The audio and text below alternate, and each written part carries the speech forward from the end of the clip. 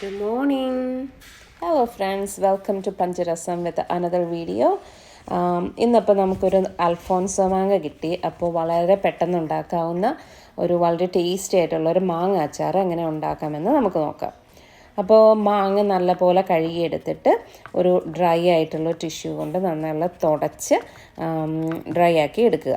അതിനുശേഷം മാങ്ങ ഇങ്ങനെ ചെറുതായിട്ട് ഓരോ പൂളുകളായിട്ട് നമ്മൾ അരിഞ്ഞെടുക്കണം. അപ്പോൾ മാങ്ങയുടെ തൊലി കളയരുത്, തൊലിയോട് കൂടി അരിഞ്ഞാലാണ് ഈ അച്ചാറിന് നല്ല ടേസ്റ്റ് ഉണ്ടാവുക. അപ്പോൾ തൊലിയോട് കൂടി ഇങ്ങനെ എല്ലാം പൂളുകളാക്കി അരിഞ്ഞെടുത്തിട്ടുണ്ട്. അതിനുശേഷം നമ്മൾ ഇതെല്ലാം നല്ലപോലെ തിന്നാക്കി ചെറിയ ചെറിയ കഷ്ണങ്ങളാക്കി മുറിച്ചതിന് ശേഷം അതുപോലെ തന്നെ കനം കുറച്ച് തിരിച്ച് പിടിച്ച് ഇതുപോലെ അരിയുക. അപ്പോൾ ഇങ്ങനെ ചെയ്യുമ്പോഴും നല്ല തിന്നായിട്ട് വേണം അരിഞ്ഞെടുക്കാനായിട്ട്.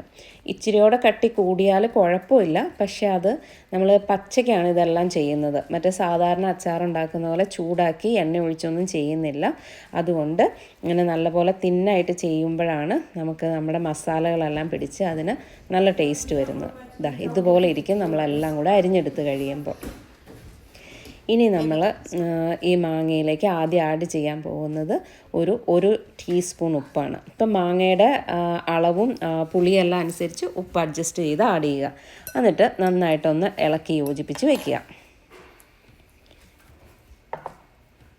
അതിനുശേഷം നമ്മളിതിലേക്ക് ആഡ് ചെയ്യുന്നത് ഒരു 1/2 ടീസ്പൂൺ കാശ്മീരി ചില്ലി പൗഡർ, പിന്നെ നല്ല എരിവുള്ള മുളക് പൊടി 1 ടീസ്പൂൺ. അത് എരിവിൻ്റെ അനുസരിച്ച് നമുക്ക് അഡ്ജസ്റ്റ് ചെയ്യാം. പിന്നെ നമ്മളിതിലേക്ക് ആഡ് ചെയ്യാൻ പോകുന്നത് ഒരു 1/2 ടീസ്പൂൺ കായപ്പൊടി. ഇതിന് ശേഷം ഞാനിതിലേക്ക് കുറച്ച് പച്ചക്കടുക് ചതച്ചിടുന്നുണ്ട്. ഇത് ഓപ്ഷണലാണ്. കടുകിൻ്റെ ടേസ്റ്റ് ഇഷ്ടമുള്ളവർക്ക് ഇങ്ങനെ ചെയ്താൽ മതി. അപ്പോൾ കുറച്ച് പച്ച കടുക് എടുത്തിട്ട് കല്ലിൽ വെച്ച് ഇതുപോലെ ചതച്ചെടുത്തിട്ട് നമ്മൾ ഈ അരിഞ്ഞു വെച്ചിരിക്കുന്ന മാങ്ങയിലേക്ക് ചേർക്കുക.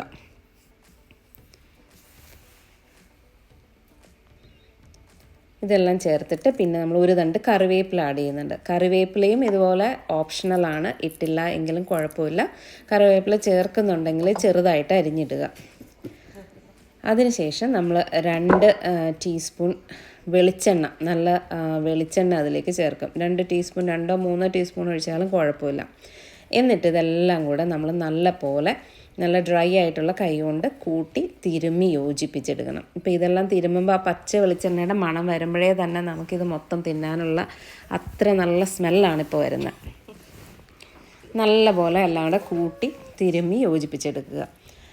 ഇത് നല്ല ചോറിൻ്റെ കൂടെ ഈ അച്ചാർ മാത്രം മതി കഴിക്കാനായിട്ട്. അടിപൊളി ടേസ്റ്റാണ്. നമ്മൾ കല്യാണ സദ്യക്കൊക്കെ കിട്ടുന്ന ഇതുപോലത്തെ അച്ചാറാണ്. നമ്മൾ പെട്ടെന്ന് അധിക ദിവസം വെക്കാൻ പറ്റത്തില്ല, 1-2 ദിവസം കൊണ്ട് യൂസ് ചെയ്യുന്ന. അപ്പോൾ എല്ലാവരും ട്രൈ ചെയ്ത് നോക്കുമല്ലോ. ഞാൻ ഉണ്ടാക്കിയിട്ട് ഒരു ചെറിയ ഭരണിയിൽ ഇട്ട് വയ്ക്കുക. ഏകദേശം ഒരാഴ്ചയോളം ഇത് കേടുകൂടാതെ പുറത്ത് തന്നെ ഇരുന്നോളും. അപ്പോൾ എല്ലാവരും ട്രൈ ചെയ്യണം. വളരെ എളുപ്പമാണ്, വളരെ ടേസ്റ്റിയാണ്. എല്ലാവരും ട്രൈ ചെയ്യുന്നു വിചാരിക്കുന്നു. Thanks for watching.